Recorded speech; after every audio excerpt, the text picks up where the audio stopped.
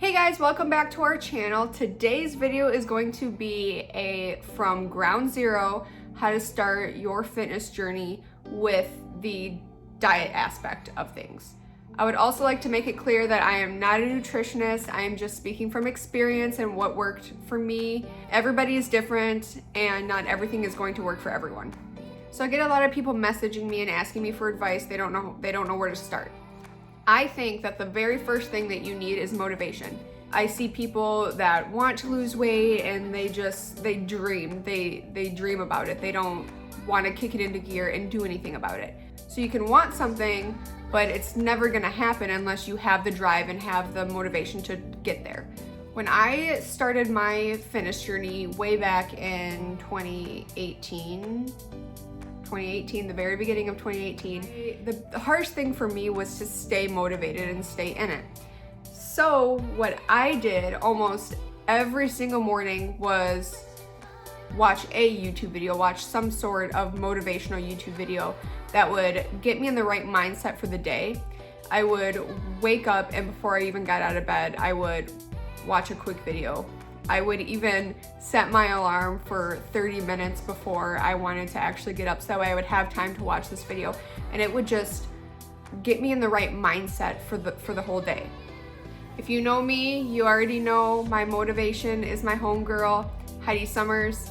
I also really like her boyfriend, Christian Guzman. I'll link their YouTube channels in the description. I think Heidi Summers is the most motivational, inspirational person in the world. I give her all the credit for my motivation.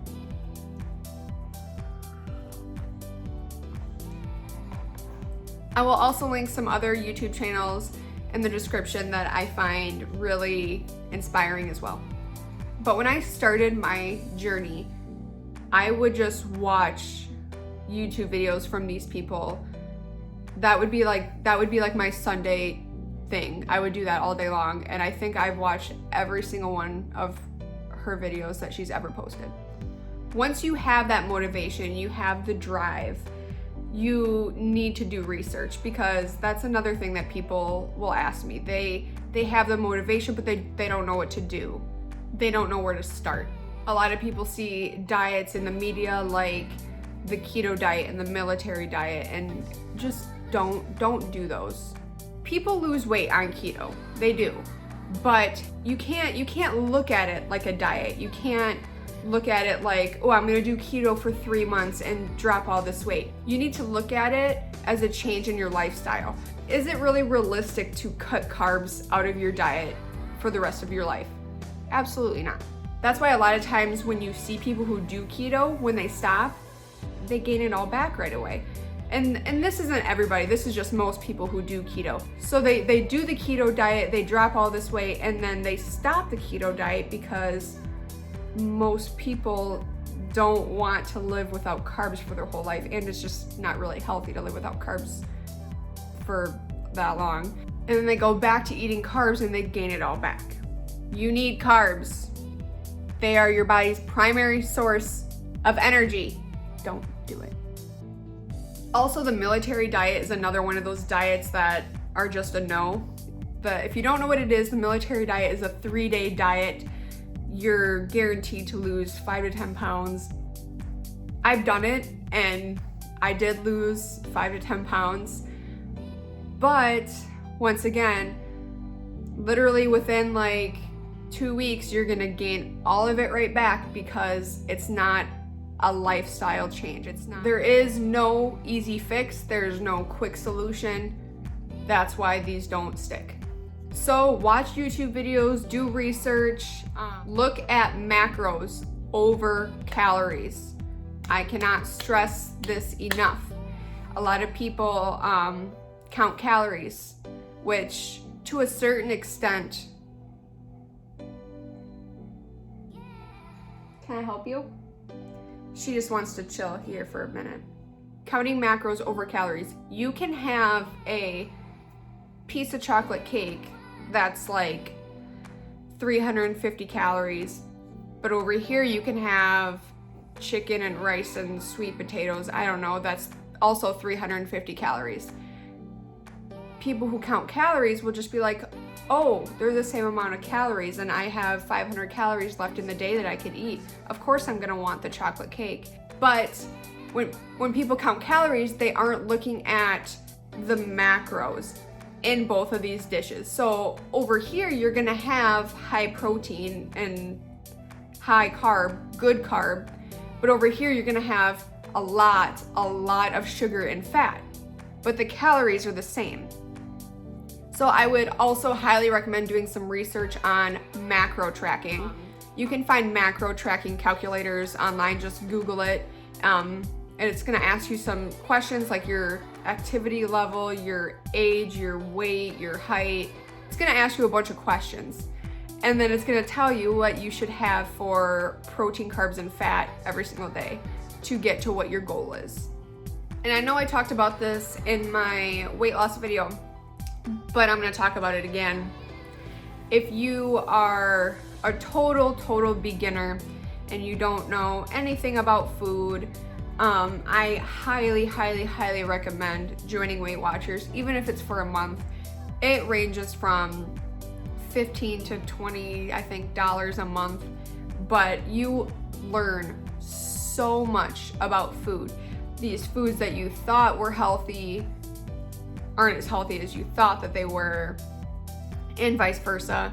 There are foods that I used to eat all the time that I will not even touch anymore because of just what you learn from this program is amazing. Especially if you don't know anything about dieting and you don't know a whole lot about food. Something that people always tell me when they say that they want to lose weight, they don't think that they can do it because their cravings are so high. I think that I have the worst sweet tooth in America, okay? So if I can do it, you can do it. I don't want to say that my weight loss was easy, but the hard part, the really hard part is probably the first 2 weeks, 2 to 3 weeks. You crave everything because you're starting a new diet. You're not eating the chips and the cookies that you were eating before. So those cravings really start to kick in. But if you can make it through those first couple weeks, the cravings just completely go away. So if you can push yourself to make it through those first couple weeks, I promise you, you're not gonna have those cravings anymore. At least not as bad as what they were. Do some research, find some healthy alternatives. Like I said, I have a really bad sweet tooth. So when I have a late night sweet tooth craving, I'll eat sugar-free Jell-O. Sugar-free Jell-O is pretty much eating like nothing. It just has the sweet taste. I don't know, it always cures my sweet tooth. Always, every time. And I also get these cravings for salty, like pretzels and potato chips. Pickles cures that salty, obviously, salty craving. You just gotta do research and find healthy alternatives and what works for you. So the pickle thing might not work for you. Find something else. You'll figure it out over time. There's not gonna be any quick fix for it. You're gonna fail. You're going to cheat. You're gonna go through hard times. But it's a process. Like I said before, it's a lifestyle change. You will figure it out if you can stick with it. Also, you have to allow yourself those cheat meals. You have to allow yourself to eat that cookie every once in a while. Just not 10 cookies and not every single day. That was another thing that helped me get through it, is I allowed myself 2 cheat meals a week and I still lost 50 pounds. And whenever I wanted to cheat and I was so close to cheating, I just had to keep telling myself 2 more days and you can have that cheat meal, just 2 more days. Because if you cheat now, you're going to feel like crap and you're gonna feel like you failed. And it will happen. You will have that every once in a while, and that's okay. Because if you just cold turkey just start dieting and not give yourself any sort of treats or anything, I'm telling you, it's not gonna last. I've done that so many times. This video is kind of all over the place right now. I keep jumping back and forth to different things. But another piece of advice I have for you, if your diet is poor and you don't exercise, I would recommend starting with the dieting portion, which is why I made this a whole video in itself.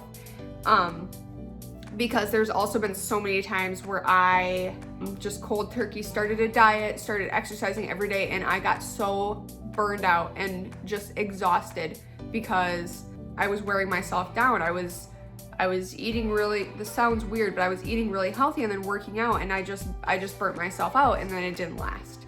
But when I was on Weight Watchers and I lost 50 pounds, I lost all of that weight without exercising once.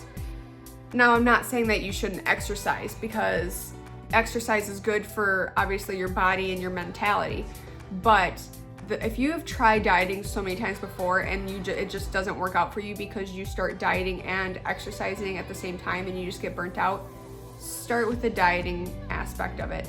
Like I said, exercise is important, but I think that you need to get your foot in the door with the dieting. It's most important, honestly. They say that dieting is 80% of it and exercise is 20% of it. A healthy diet is going to change everything for you. I would still recommend maybe going for a walk every evening or something like that, but no, don't do any vigorous exercise until you really feel like you have a grip on your diet. Take progress pictures. I remember watching a weight loss video when I first started, one of my morning motivations, and almost every single video would say, take progress pictures. I never took before pictures from when I started losing weight because I was that embarrassed with my body. But that is something that you need to do, because you can't just go by what the scale says. That is another that's a whole other topic in itself. You cannot go by what the scale says.